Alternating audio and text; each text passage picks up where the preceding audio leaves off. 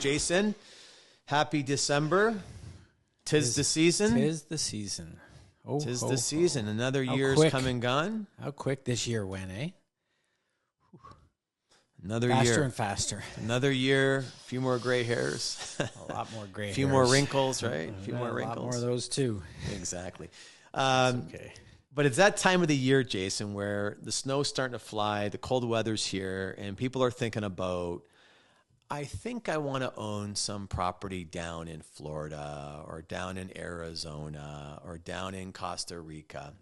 So on today's show, we're going to talk about what are the biggest financial mistakes Canadian snowbirds make when owning foreign property. And you know what, Jason, owning foreign property can be it's a pretty appealing option for Canadians. I mean, I can think back a year ago when I was in Phoenix, Arizona, and I was sucked into this beautiful resort that had these beautiful condominiums. And if they weren't $3 million, I might have bought one, but $3 million American is like $4.5 million Canadian, right? But again, there's this appeal, right? It's a warmer climate. We're tired of the winter, but there are some potential pitfalls that come with it. So here are some of the big financial mistakes that you want to make sure you avoid if you're going to own some foreign property. Number one is ignoring the tax implications. And right now, a lot of Canadians, I don't think, really understand the tax responsibilities associated with owning foreign property, including, again, potential capital gain taxes, rental income taxation, and the filing required in both Canada and the U.S.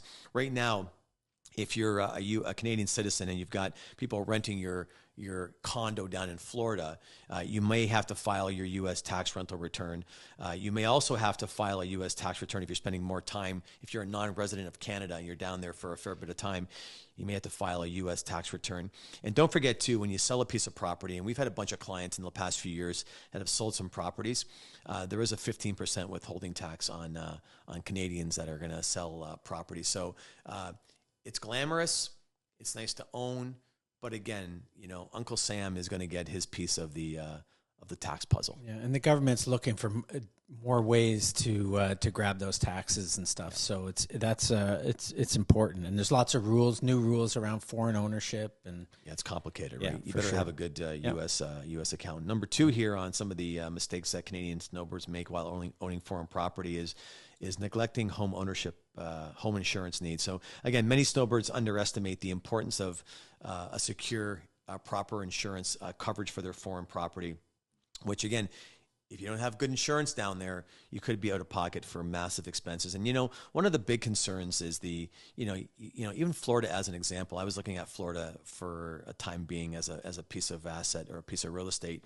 But there's hurricane risk, right? Yeah. Like what parts of Florida are the most open to hurricane, right? What about floods? What about, all those events that are happening? Wildfires are happening right now. Yeah. And again, one of the things that we're finding in Florida from clients is that a lot of the insurance companies that were insuring your condo, your townhouse, your house, whatever it may be, they're leaving the industry because Florida is not a good risk, I think, for insurance companies. And again, when there's fewer companies, prices go up. So it's important that, when you're down there, make sure you're in the right area. I mean, remember years ago when they had that Hurricane Katrina and there was the flood in, was it Louisiana? Yeah, New Orleans. Yeah, and some of the homes were under the whatever it's called. Yeah, sea level or under sea level, right? I mean, you head down there, you buy a beautiful place, but you're under sea level. Maybe not a good call, right? Yeah. Well, and some people think that it does, like your insurance policy does cover things like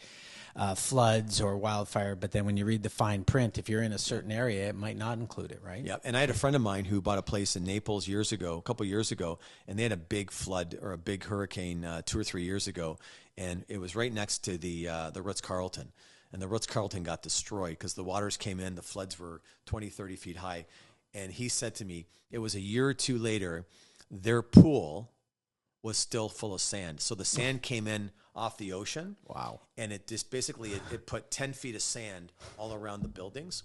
And he said, we've been down there for 2 or 3 years now, and there's still no pool. Still, well, right? So you better be careful where you buy down there. exactly. Another mistake or something that keep your eye on as a snowbird is overlooking currency fluctuations. So the change in currencies can obviously dramatically affect property values. It can also dramatically affect your expenses. When 10, 15 years ago, when the Canadian dollar was par and you're paying, let's say, $10,000 in condo fees or expenses, then maybe it's reasonable. But nowadays, when it's 40% difference, you've definitely got to keep that into consideration. And the big thing down there too, I find, especially in Florida, is that prices aren't cheaper than they are in Canada. We remember years ago, you go to Vegas and prices were cheaper. You go to certain areas and prices were cheaper. Yeah. But you're finding that prices for the same product are the same, and you've got that 40-cent dollar involved. Exactly. So a lot of retirees who are on a fixed income, again, maybe you buy it when you're 2 or 3 years away from retirement, when, hey, cash flow's coming in, you're making pretty good money. Then you go into a pension status and your income drops in half, but you've got these massive expenses with currency fluctuations. Agreed.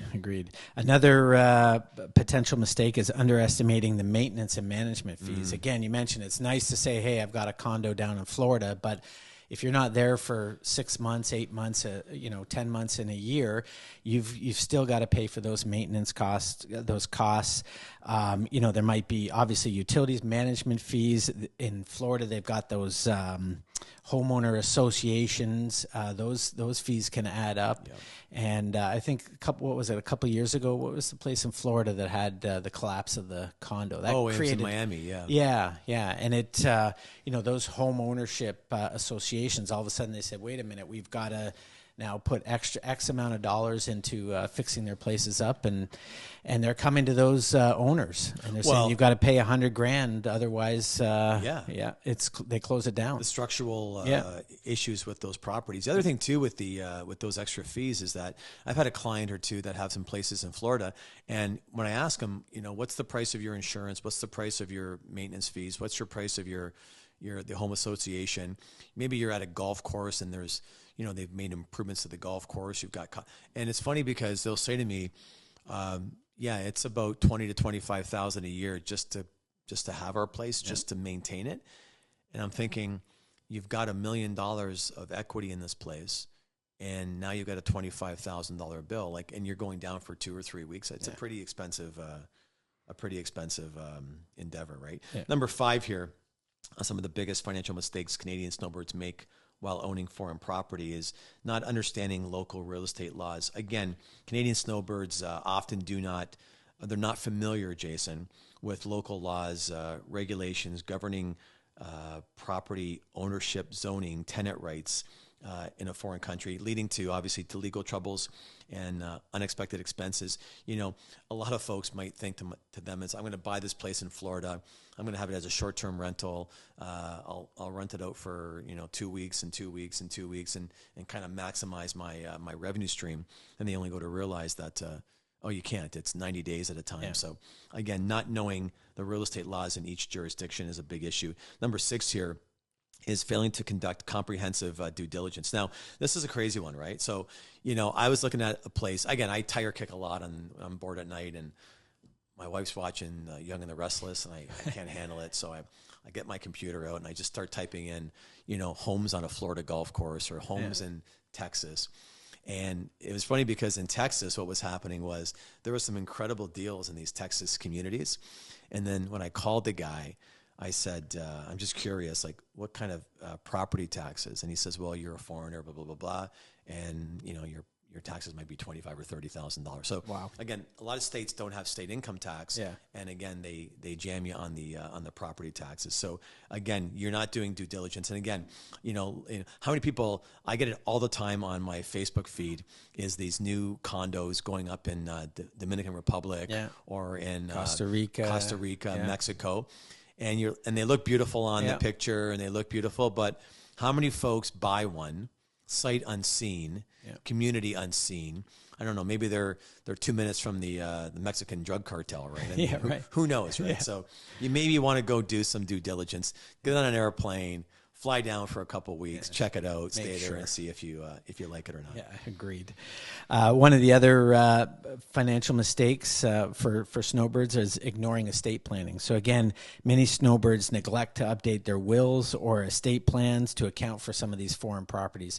You know, we've talked about my son. I'm not sure if I had a property in the States, whether he'd be able to inherit that now that he's a permanent resident in Australia. So there's all kinds of rules, and when it comes to foreign ownership. So it's important to understand the estate planning. And the issues. big thing too, Jason, is that I've talked to a lot of estate lawyers, and they're all saying to me is that if you're a Canadian and if you own U.S. property, make sure you have a will, a foreign will, a U.S. will, because what happens is if you don't have it, what will happen is that property will get held up in probate, or your probate in Canada will get held up because the U.S.